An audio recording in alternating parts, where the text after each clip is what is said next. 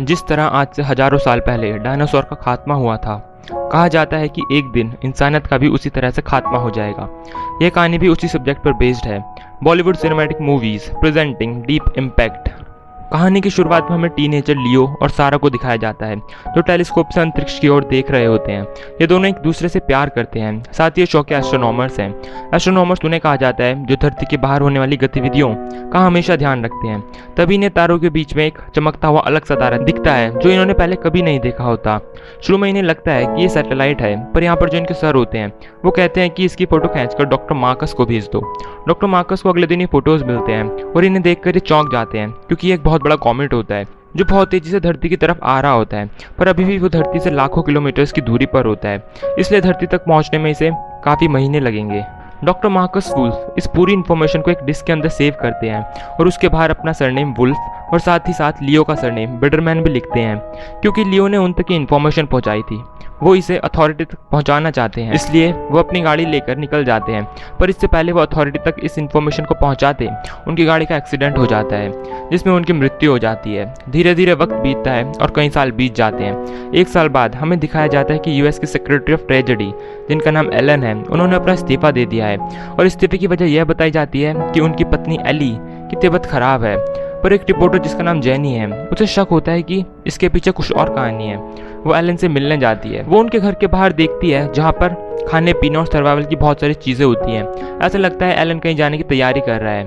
Jenny Elon से कहती है कि मुझे पता है कि तुम्हारे डिपार्टमेंट में ऐसी बहुत सारी टेलीफोन लाइंस हैं जिनसे तुम डायरेक्ट प्रेसिडेंट से बात करते हो, और मैं यह भी जानती हूँ तुमने जो अपना इस्तीफा देने का कारण बताया है वो पूरे का पूरा झूठ है। एलन कहता है कि तो तुम इसे पब्लिक न्यूज़ बनाना चाहती हो, और अगर ऐसा है तो तुम्हारे पास इतिहास की सबसे बड़ी खबर है, पर इससे किसी को कोई फ़ायदा नहीं होगा। इतना कहकर वो चला जाता है। जेनी जब वो अपने घर की तरफ जा रही होती है तो उसके चारों तरफ कई सारी गाड़ियाँ आती हैं। ये एफबीआई के एजेंट्स होते हैं जो जेनी को अपने साथ पकड़ कर ले जाते हैं, और उसके पास प्रेसिडेंट आते हैं और प्रेसिडेंट उससे कहते हैं कि जो भी तुम्हें पता है तुम उसे फ्लैश मत करना। बदले में 2 दिन बाद जो व्हाइट हाउस में कॉन्फ्रेंस है वहाँ पर तुम्हें सेकंड रो में सीट दी जाएगी, जो किसी भी रिपोर्टर के लिए एक बहुत बड़ी बात है। जेनी मान जाती है, पर घर आकर वो एलन की सच्चाई जानने की कोशिश करती है और उसे पता चलता है कि सेक्रेटरी ऑफ ट्रेजेडी एलन ने इस्तीफे के दौरान जो अपनी पत्नी का नाम बताया था, दरअसल वो ELLIE नहीं बल्कि ELE है, जिसका नाम है एक्सटेंशन लेवल इवेंट।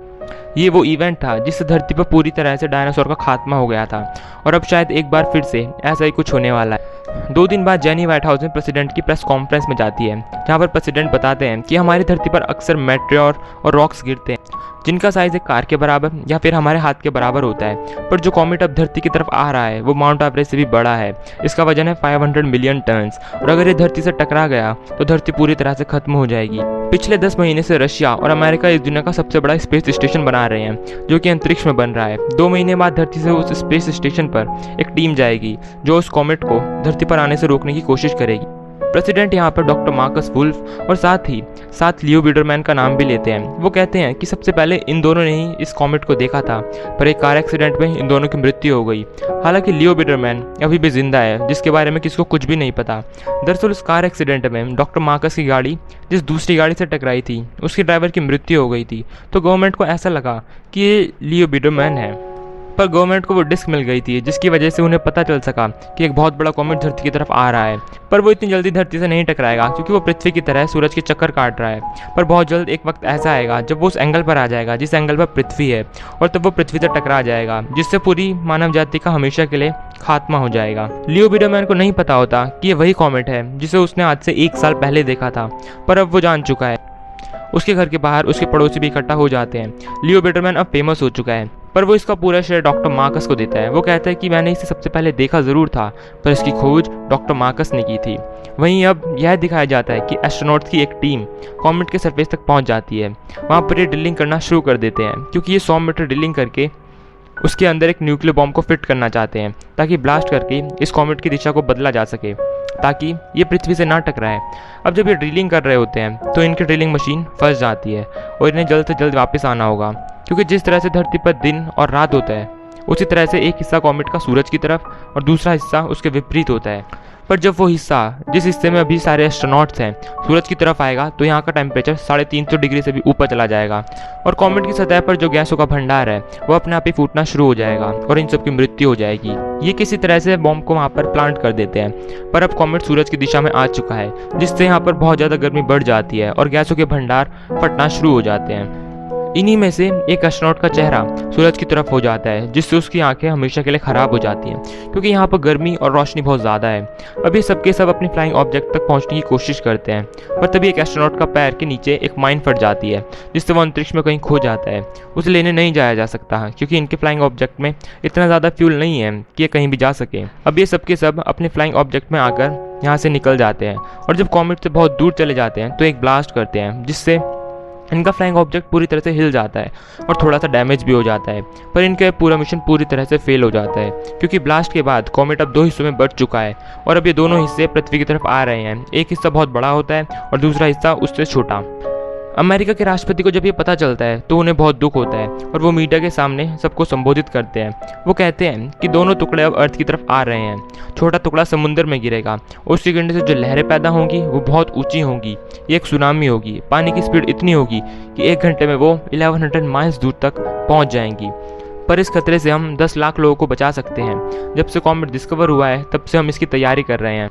हमें मिसौरी की सॉफ्ट लाइमस्टोन में बहुत गहरी गहरी सुरंग बनाई है जिसके अंदर 2 साल की सप्लाई है, यानी कि 2 साल का राशन है। 2 लाख लोगों को हम पहले ही चुन चुके हैं जिसमें डॉक्टर्स, आर्मी वाले, आर्टिस्ट, ये सब लोग हैं और 8 लाख लोगों को लॉटरी सिस्टम से चुना जाएगा। इसमें 50 साल से ज़्यादा उम्र वाला कोई भी नहीं होगा, यानी कि 50 साल से ज़्यादा जिसकी भी उम्र है उसे यहाँ बनने के लिए छोड़ दिया जाएगा। साथ ही साथ मार्शल लॉ भी लगा दिया जाता है, यानी कि पूरे देश में पूरी तरह से कर्फ्यू होगा, कोई भी बाहर नहीं निकल पाएगा ताकि किसी भी तरह की भगदड़ ना मच सके। यहाँ पर लियो की फैमिली को कॉल आता है, उन्हें बताया जाता है उन्हें इस प्रोग्राम के लिए पहले ही चुन लिया गया था क्योंकि लियो वो था जिसने सबसे पहले कॉमेट को देखा था। यहाँ पर उसकी गर्लफ्रेंड सैरा की फैमिली भी होती है जिन्हें नहीं चुना जाता, इसलिए वो सैरा के पास जाता है, उसे 2 रिंग्स दिखाता है। वो कहता है कि हम दोनों शादी कर लेते हैं, तब तुम हमारी फैमिली का हिस्सा बन जाओगी और तुम हमारे साथ चल पाओगी। मैंने नेशनल सिक्योरिटी से बात कर ली है, पर सैरा अपनी फैमिली के बिना नहीं जाना चाहती। लियो कहता है कि मैंने उनके लिए भी बात कर ली है, जल्दी कुछ ना कुछ हो जाएगा। ये दोनों शादी कर लेते हैं और कुछ दिनों बाद यहाँ पर गवर्नमेंट की बस आती है जो जिन लोगों को चुना गया है उन्हें सुरक्षित जगह पर ले जा रही है। उसमें सैरा का नाम तो होता है पर उसके पेरेंट्स का नाम नहीं होता। हालांकि लियो ने व्हाइट हाउस में रिक्वेस्ट की थी, उसे बताया गया था कि सैरा के पेरेंट्स का लिस्ट में नाम होगा, पर यहाँ लिस्ट में नाम नहीं होता, इसलिए उसके पेरेंट्स नहीं जा सकते। सैरा अपने पेरेंट्स के बिना नहीं जाना चाहती, हालांकि लियो उसे समझाने की कोशिश भी करता है, पर वो अपने पेरेंट्स के साथ यहीं पर रुक जाती है। लियो को ना चाहकर भी यहाँ से जाना पड़ता है। वहीं दुनिया खत्म होने की खबर फैलने के बाद चारों तरफ अफरा तफरी, लूट पाट का माहौल होता है। हालांकि कर्फ्यू लगाया गया है पर अब कोई किसी भी रूल को फॉलो नहीं कर रहा क्योंकि सब इस सच्चाई को मान चुके हैं कि पूरी दुनिया खत्म हो चुकी है। लियो अपनी फैमिली के साथ उस जगह तक पहुंच जाता है जहां पर उन्हें अगले 2 साल तक रहना पड़ेगा, पर लियो अपनी फैमिली के साथ जाने से मना कर देता है। वो कहता है कि मैं सैरा को लेने जा रहा हूँ और जल्दी वापस लौटूंगा। ये कहकर वो यहाँ से निकल जाता है। अब केवल 12 घंटे बचे हैं जब पहला कॉमेट यानी कि छोटा वाला कॉमेट धरती से टकराएगा। ये बताते हैं कि इससे इतनी ऊंची लहरें पैदा होंगी जो धरती की एक बहुत बड़े हिस्से को पूरी तरह से जलाशय में बदल देंगी। इससे ठीक 3 घंटे बाद बड़ा वाला कॉमेट कनाडा में कहीं टकराएगा और इससे इतना बड़ा धमाका होगा कि पूरी धरती धूल से भर जाएगी। 2 सालों तक ये पूरा वातावरण ऐसा ही रहेगा। तब तक इस धरती पर रहने वाली हर एक चीज़ पूरी तरह से विलुप्त हो जाएगी। सिर्फ वही लोग बचेंगे जो केव्स के अंदर होंगे और उन्हें वहाँ 2 सालों तक रहना पड़ेगा। वहीं अंतरिक्ष में उस स्पेसशिप को दिखाया जाता है जो कॉमेट पर न्यूक्लियर बॉम्ब ब्लास्ट करके वापस आ रहा होता है, जिनकी वजह से कॉमेट के 2 टुकड़े हो गए हैं। यहाँ पर वो प्लान बनाते हैं कि वो अर्थ पर वापस ना जाकर उस जगह जाएंगे जहाँ पर कॉमेट का बड़ा टुकड़ा है, क्योंकि अब भी इनके पास 4 बड़ी न्यूक्लियर मिसाइल्स हैं और इनकी कैलकुलेशन के हिसाब से अगर ये चारों ब्लास्ट यहाँ पर करते हैं तो उस बहुत बड़े कॉमेट के बहुत छोटे छोटे टुकड़े हो जाएंगे जिससे धरती को कोई भी नुकसान नहीं होगा। पर अगर ये वहाँ पर जाते हैं तो ये कभी वापस नहीं आ पाएंगे क्योंकि इनका फ्यूल पूरी तरह से ख़त्म हो जाएगा। पर ये अपनी जान देने के लिए तैयार हैं, इसलिए ये अपना स्पेसशिप लेकर बड़े वाले कॉमेट की तरफ निकल पड़ते हैं। वहीं धरती पर यह दिखाया जाता है कि लियो घर पहुंच चुका है, पर यहाँ पर सैरा नहीं होती। वो अपनी फैमिली के साथ जा चुकी है। वो अपनी बाइक से सैरा को ढूंढना शुरू कर देता है। सड़कों पर चारों तरफ ट्रैफिक होता है, लोग अपने घर से जा रहे हैं, पर किसी को नहीं पता कि वो कहाँ जा रहे हैं क्योंकि कोई भी जगह सुरक्षित नहीं है। लियो सैरा को ढूंढ लेता है। इस बार सैरा के पेरेंट्स उसे लियो के साथ भेजने के लिए मना लेते हैं। वो उससे कहते हैं कि तुम अपने भाई को भी अपने साथ ले जाओ। लियो सैरा और उसके भाई को अपने साथ लेकर वहाँ से निकल जाता है। वहीं न्यूज़ रिपोर्टर जैनी को भी दिखाया जाता है, जिसके लिए हेलीकॉप्टर आ चुका है क्योंकि उसका नाम भी लिस्ट में होता है। पर वो अपनी जगह अपनी दोस्त और उसके छोटे भाई को हेलीकॉप्टर में बिठा देती है और खुद अपने डैड से मिलने के लिए चली जाती है, जिनसे वो कई सालों से नाराज़ थी। पर अब उसने अपनी ज़िंदगी के आखिरी पलों में अपने पिता से सारे गिले शिकवे मिटा लिए हैं। वो अपने पिता के गले से लग जाती है और तभी आसमान में दिखाया जाता है कि छोटा कॉमेट धरती तक पहुंच चुका है। वो आग की तरह जलता हुआ समुद्र की ओर बढ़ रहा होता है। पर जब वो समुद्र में गिरता है तो एक बहुत बड़ा ब्लास्ट होता है, जिससे बहुत ऊंची ऊंची लहरें पैदा होती हैं। जैनी, जो समुद्र के किनारे पर अपने पिता के साथ खड़ी होती है, वो उन लहरों में हमेशा के लिए समा जाती है। यहाँ पर शहर के शहर पूरी तरह से तबाह हो जाते हैं। लियो सैरा और उसके छोटे भाई को लेकर एक ऊंची पहाड़ी पर जा रहा होता है, जहाँ पर उनके साथ और भी बहुत सारे लोग होते हैं। यहाँ अंतरिक्ष में हमें दिखाया जाता है, जहाँ पर एस्ट्रोनॉट्स की टीम उस तरफ जा रही है जहाँ पर वो बड़ा कॉमेट है। यहाँ पर जितने भी एस्ट्रोनॉट्स होते हैं वो सब के सब अपने परिवार से बात करते हैं। ये उनके लिए एक बहुत ही इमोशनल पल होता है, क्योंकि वो जानते हैं कि आज के बाद ये कभी अपने परिवार वालों से नहीं मिल पाएंगे।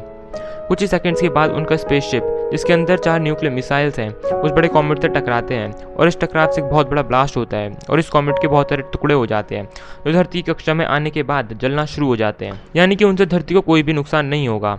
वहीं लियो सैरा और बहुत सारे और लोगों को दिखाया जाता है जो एक पहाड़ी की चोटी तक पहुंच चुके हैं, यानी कि पानी इतना ऊंचा नहीं आ सकता, और यहाँ से वो आसमान में होती हुई इस आतिशबाजी को देखते हैं। अगर ये बड़ा कॉमेट धरती पर गिर जाता तो धरती पर हर तरह का जीव जंतु, पशु पक्षी, पेड़ पौधे सभी पूरी तरह से खत्म हो जाते। जिस तरह से आज से हजारों साल पहले डायनासोर्स खत्म हो गए थे, धरती पर सिर्फ वही लोग बचते जो धरती के नीचे सुरंगों में चले गए हैं, और वो भी 2 साल बाद ही वापस आ पाते, क्योंकि 2 साल के बाद ही यहाँ का वातावरण साफ हो पाता। पर अब इन एस्ट्रोनॉट्स की कुर्बानी की वजह से धरती पर इंसानियत पूरी तरह से बच गई है। हालांकि लाखों लोग सुनामी की वजह से मारे गए। पूरा शहर अब जलाशय हो चुका है। यहाँ पर एक भी बिल्डिंग नजर नहीं आती, पर बहुत जल्द पानी यहाँ से वापस चला जाता है और प्रेसिडेंट सबको बताते हैं कि हम अपने हीरोज़ को कभी नहीं भूल पाएंगे, जिनकी वजह से धरती पर इतनी बड़ी संख्या में लोग बच गए। हर मौके पर हम उन लोगों को याद करेंगे। हमारे शहर पूरी तरह से तबाह हो चुके हैं, पर हम उन्हें दोबारा बसा लेंगे और अपने बच्चों को अपने हीरोज़ की, जिन्होंने अपनी कुर्बानी दी है, उनकी गाथाएं सुनाएंगे, और इस तरह से धरती का अंत होने से बच जाता है। तो यह थी कहानी डीप इम्पैक्ट की। ये साइंस फिक्शन मूवी ईयर 1998 में रिलीज़ हुई थी। IMDb पर इसकी रेटिंग है 6.2। इस मूवी का बजट था $80 मिलियन का, और बॉक्स ऑफिस पर इसने कमाई की थी $349.5 मिलियन की। उम्मीद करते हैं कि यह कहानी आपको पसंद आई होगी।